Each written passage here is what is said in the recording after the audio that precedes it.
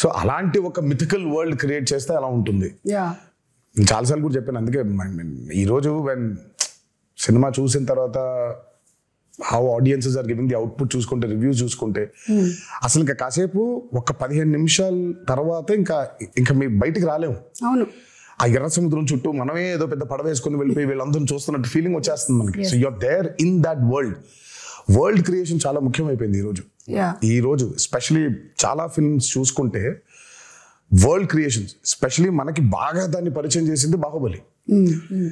Baahubali 1 and 2 చూస్తుంటే ఇంకా కాసేపు బయటకు ఉండవు మనం. యూఆర్ లిటరలీ ఇన్ మాహిష్మతిలో, ఆ కుంతల్లో, ఆ జలపాతం కింద ఊళ్ళో అక్కడికి తిరుగుతూ ఉంటాం మనం. వరల్డ్ బిల్డింగ్ ఈ రోజు ఆడియన్సెస్ కి చాలా చాలా చాలా చాలా ఇంపార్టెంట్ అయిపోయింది. You take a movie like KGF, అందులోనే ఉండిపోతాం మనం. లిటరల్ గా కోలార్ గోల్డ్ ఫీల్డ్స్ లోనే ఉన్నాం మనం. మొన్న రీసెంట్ గా రిలీజ్ అయిన కల్కి అయినా, world building has become a very important aspect. It was there before in western movies లో వరల్డ్ బిల్డింగ్ చాలా ఉండింది. మనకి ఈ రోజు చాలా ముఖ్యం అయిపోయింది అది. ఆడియన్సెస్ కూడా something they have to watch something which they haven't watched before. ఆ ఎక్స్పీరియన్స్ లేకపోతే I think pulling audiences to the theatre is very difficult. And that way Devara has been very successful in that world building. అవును, and మీరు చెప్పినట్టు Sabu Cyril గారితో పాటు మనకి రత్నవేలు గారు చేసినటువంటి సినిమాటోగ్రఫీ, ఆ పోయటిక్ వైలెన్స్ అని లేదా పోయటిక్ యాక్షన్ సీక్వెన్సెస్ అని మీరు ఏదైతే అన్నారో దాన్ని అంత బ్యూటిఫుల్గా ఇప్పుడు నాకు గుర్తు చేసుకుంటే నాకు బ్లడ్ అలా కనిపించట్లేదు. ఇట్స్ ఆల్ వెరీ ఓకే వీళ్ళ మధ్యలో గొడవ జరుగుతుంది, క్యారెక్టర్స్ ఉన్నాయి అని అంతే పోయటిక్ గా ఉంది. సో రత్నవేలు గారికి హ్యాట్స్ ఆఫ్ అండి. ఐ మీన్ ఎస్పెషల్లీ వాటర్కి వచ్చినప్పుడు when you're using VFX, it's actually the toughest. Water creation చాలా టఫెస్ట్. అసలు వాటర్ క్రియేషన్ చేసినప్పుడు దాన్ని కరెక్ట్గా లైట్ చేయకపోతే దొరికిపోతాం. అల్టిమేట్గా అందరికీ తెలుసు అది VFX లోనే చేశారు అని, బట్ తెలియకూడదు. అంటే ఒక 5 నిమిషాల తర్వాత మనం ఎంత తలుచుకున్నా మనం స్టోరీ పుల్ చేసేస్తుంది కాబట్టి you forget it completely. So మనకేంటంటే వెన్ యూర్ డూయింగ్ VFX చాలా న్యాచురల్గా చేయగలిగాలి. అందుకే చాలాసార్లు అంటాను, పాపం VFX ని బాగా హైగా వాడుకుంటే ప్రొడక్షన్ డిజైనర్కి పెద్ద పేరు రాదని. అవును, కాకపోతే ఆయన పాపం చేసింది చాలా ఉంటుంది. మనం అన్ని VFX అనేసుకుంటాం, బట్ ఆయన చేసింది చాలా ఉంటుంది పాపం. వాళ్ళ బోట్లు వాటర్ అంతా ఆయన క్రియేట్ చేసింది. ఇప్పుడు ఆ వేవ్ అంతా ఆయన క్రియేట్ చేసింది. దూరంగా ఉన్న వాటర్, ఇంటరాక్షన్ లేని వాటర్ క్రియేటెడ్ కానీ మిగిలినంతా వీళ్ళ బోట్స్ వెళ్తుంటే వేవ్స్ కూడా అవును. ఒకటే టోన్ లో లైటింగ్ మెయింటైన్ చేస్తూ ప్రతి ఎపిసోడ్ కు డిఫరెంట్ లైటింగ్ స్కీమ్ ని పెట్టుకున్నాడు ఆయన. చాలా చాలా చాలా అద్భుతంగా చేశారు ఆయన. ముగ్గురు నాకు రాండీ, సాబు గారు, యుగంధర్ ముగ్గురు చాలా ఇంపార్టెంట్. అందరం సింక్ లో లేకపోతే every shot tension, every shot was designed properly. So moon ఎక్కడ ఉండాలి, నేనే దొరికిపోయా, నేనే పిచ్చోళ్ళగా అసలు వద్దు మొత్తం మబ్బులు పెట్టేయమంటే పోయేది, నేను ఇక్కడ మూన్ కావాలి అని అనేవాడిని. సో ఇప్పుడు సోర్స్ ఆ లైట్ కరెక్ట్గా వేయాలి ఆయన, మూన్ లైట్. యా, అండ్ వాళ్ళ ముగ్గురు, Yugandhar till the last minute every shot, అందరు ఎక్స్ట్రాడినరీ. ఆ టీం దొరకబట్టే ఇది ఇలా అయింది. అవును, అంటే VFX కూడా VFX కాదు అనిపించేలాగా చేయడమే ఆ VFX ఆర్టిస్ట్ యొక్క స్పెషాలిటీ అయి ఉండాలి.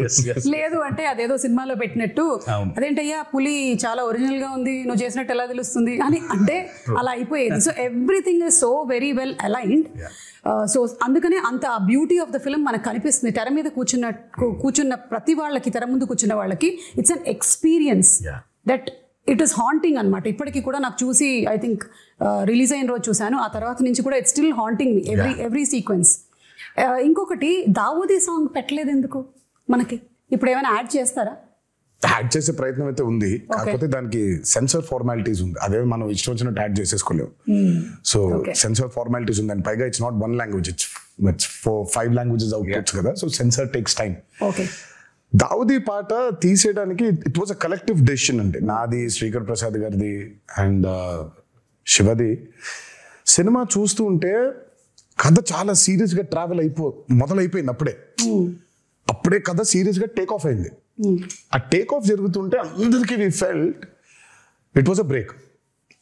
మామూలుగా యూజువల్గా అయితే అందరికీ డాన్స్ చేస్తే బాగుంటుంది కదా, ఎన్టీఆర్ డాన్స్ చేస్తే బాగుంటుంది కదా అని ఉంటుంది. డాన్స్ అద్భుతంగా ఉండింది, కానీ ఎందుకో మాకే బ్రేక్ అనిపించింది.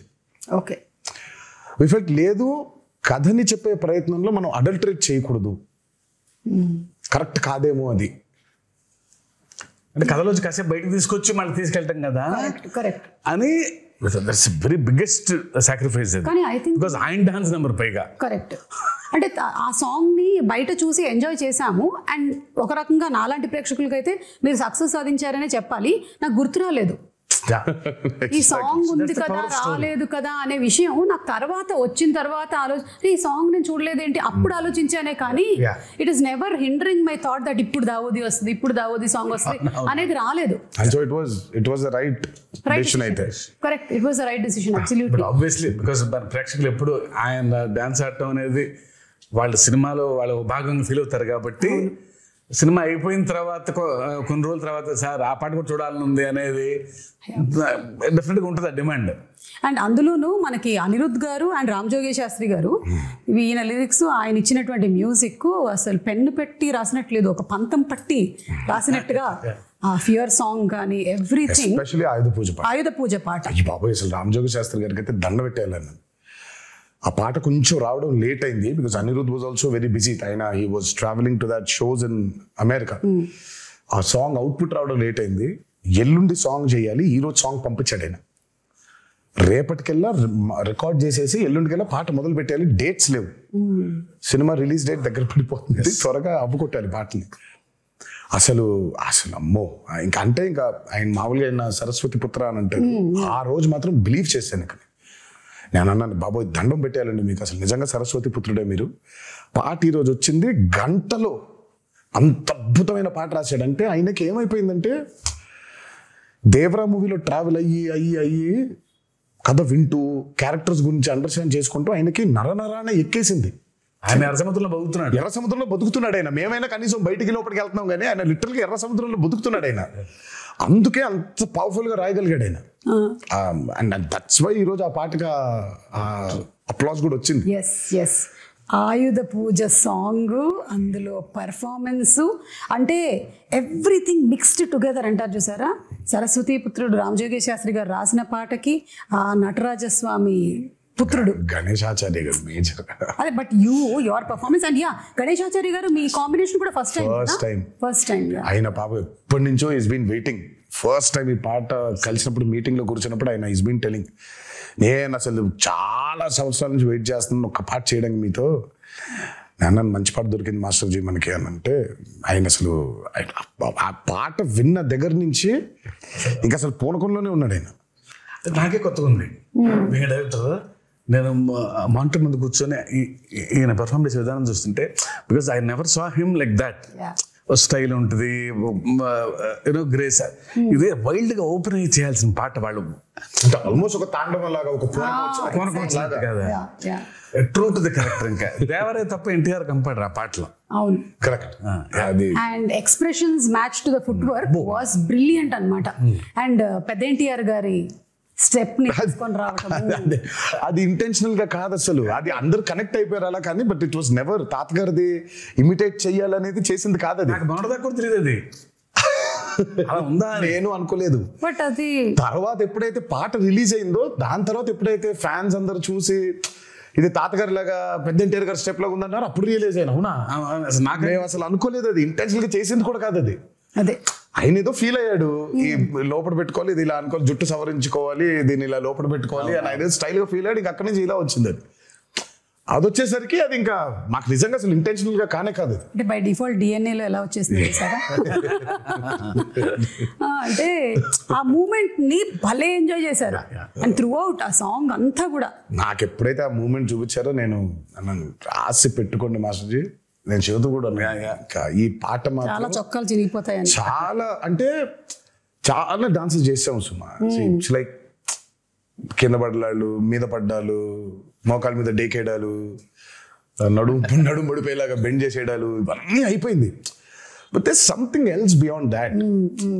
అండ్ నాకు ఆ పాట చేసిన రోజు అర్థమైపోయింది, ఈ పాట మాత్రం నా కెరియర్ ఉన్నంతకాలం గుర్తుండిపోతుంది. 100%. అండ్ ఐ థింక్ ఈరోజు దానికి వచ్చిన రెస్పాన్స్ కానివ్వండి, సినిమా థియేటర్లో అభిమానులు చూసి, ప్రేక్షకులు చూసి దానికి ఇచ్చే రెస్పాన్స్ కానివ్వండి, కానివ్వండి ఇంకా అర్థమైపోయింది ఆ రోజు. Yeah. ఈ పాట మాత్రం ఉండిపోతుంది, నా కెరియర్ ఉన్నంత కాలం ఈ పాట ఉండిపోతుంది. అండ్ మీకు ఇంజరీ కూడా అయింది కదా ఆ సాంగ్? నాకు ఆ సాంగ్ అప్పుడు 2 పాటలు రెండు పాటలు అసలు అది అంటే ఆ పాటకి మేజర్గా ఏమైందంటే ఈ ఏదేదో ఉండింది, అది లెఫ్ట్ హ్యాండ్ తో తిప్పినప్పుడు మరి వర్కౌట్ వల్ల కొంచెం స్ట్రెయిన్ అయి ఉందో ఏంటో తెలియదు, కానీ ఇలా అన్నప్పుడు ఇదైపోయింది. సో ఇక్కడ కరెక్ట్ గా టెండన్ స్ప్రెయిన్ అయిపోయింది. ఓకే. సో దాన్ని కాస్ట్ కట్టేశారు, హీలింగ్ బెటర్ గా ఉంటుంది అని. అందుకే ఆ స్టెప్ ఒకటి